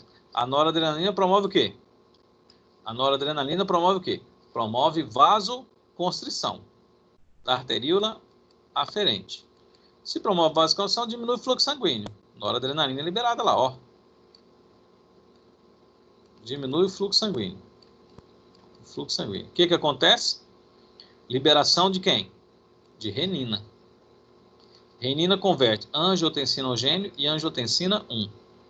E a ECA, angiotensina 1 e angiotensina 2. Certo? Que tem efeito vasoconstritor, estimula a liberação de aldosterona, retém e assim sucessivamente. Então, esse aqui é o mecanismo a curto e a longo prazo da pressão arterial. Muito bem. Onde que entra o Jesus e onde que entra o Genésio aqui? Muito bem. Para se opor a esse efeito, acho que fica melhor isso aqui. Para se opor a esse efeito, ocasionado pela angiotensina e ocasionado pela noradrenalina, vamos colocar noradrenalina aqui também, certo? Para se opor a esse efeito, principalmente a nível de fluxo sanguíneo renal, tá bem? Fluxo sanguíneo renal. Então você tem lá, ó, substâncias vasoconstritoras, angiotensina 2, noradrenalina, endotelina, e aí vai aumentando os vilões, tromboxana 2. E por outro lado aqui você tem quem? Óxido nítrico e prostaglandina. Certo? Então, quando acontece isso, você tem o quê? Você tem substâncias vasoconstritoras e substâncias vasodilatadoras. Quando você usa um ARNs, o que acontece? Você diminui o quê? Vai lá e inibe a COX. Aqui agora a COX-2 fisiológica. Aí agora é importante aqui, ó, fisiológico. Então, quando você usa um ARNs, você diminui o quê? Diminui a COX-2 inflamatória, patológica. Mas também diminui quem? Inibe a COX-2 fisiológica, diminui prostaglandina, diminui substância vasodilatadora, aumenta o quê? Aumenta substâncias vasoconstritoras, que elevam o quê? Elevam a pressão arterial. Então, por isso que todo ARNs, especificamente o seletivo, mas todo ARNs de maneira geral, o quê? Diminui o efeito dos antihipertensivos, porque diminui uma substância vasodilatadora a nível renal, que é a prostaglandina. Tá bem? Aqui é a mesma coisa, ó. Certo? Aqui é um vaso sanguíneo a nível renal. Tá bem? Então tá lá, arteríola aferente. O que acontece aqui? Eu tenho substâncias vasoconstritoras e substâncias vasodilatadoras. Quem que são as vasoconstritoras? Endotelina, angiotensina, tá certo? Noradrenalina, bem? Noradrenalina tá aqui. Então são substâncias vasodilatadoras. E substâncias vasodilatadoras? prostaglandinas e o que? Óxido nítrico. Quando você utiliza um AINES, o que acontece? Diminui prostaglandina, diminui substâncias vasodilatadoras, aumenta substâncias vasoconstritoras, aí diminui a filtração glomerular, diminui o fluxo sanguíneo renal, diminui a filtração glomerular, aumenta o débito cardíaco, aumenta a pressão arterial. Por isso, então, que todo AINES se opõe ao efeito o quê? Dos antihipertensivos e pode elevar a pressão, principalmente usado de forma crônica. Então, além de elevar a pressão, pode levar a uma insuficiência renal crônica, porque diminui o fluxo sanguíneo renal. Tá bem? Os coxib piorou. E o que? Eles são seletivos do quê? Para COX-2 patológica, que tem semelhança estrutural com quem? Com a COX-2 fisiológica. Então, os COX-2 são pior ainda, né? Principalmente a nível renal e aonde? A nível de coração, também diminui o fluxo sanguíneo. Favorece, aumenta a pressão e favorece o quê? O infarto agudo do miocárdio. Tá bem? Então, quando que eu vou utilizar o AINES? A gente tem que utilizar principalmente quando? Quando estiver agredindo o tecido. Né? Porque a inflamação tem um objetivo, localizar a região, diminuir o agente agressor, remover os tecidos e preparar para o reparo. Então, só vou utilizar um anti-inflamatório quando tiver a lesão tecidual, né, estiver menor do que a proteção tecidual. Não é para utilizar AINES à torta direita, né? E o pessoal, qualquer coisa, inflamaçãozinha, usa o AINES, né? Incomoda o usuário. Muito bem. Como eu já sei, então, aqui, ó, o que é o cetoprofeno? Ele atua onde? Na COX-2 patológica. Diminui quem? Diminui o processo inflamatório.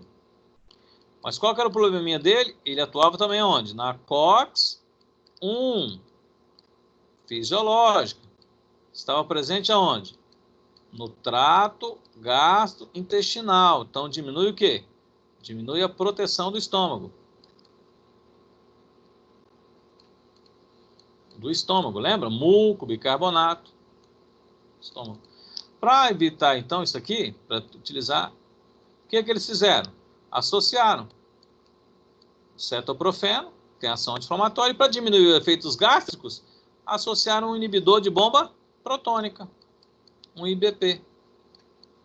Aí você tem cetoprofeno Protect, 20 mg de omeprazol, e você tem o naproxeno com esomperazol, mesma coisa, com IBP também. Aqui você não pode intercambiar genérico, né? Ele tá a marca registrada. Tá bom? Porque ele já vem associado. Tá bem? Você tem então o loxprofeno, você tem o lornoxicam, que é o derivado do oxicam, esse aqui é o derivado do cetoprofeno também, né? Que eu apresentei, e o aciclofenaco lá também. Certo, pessoal?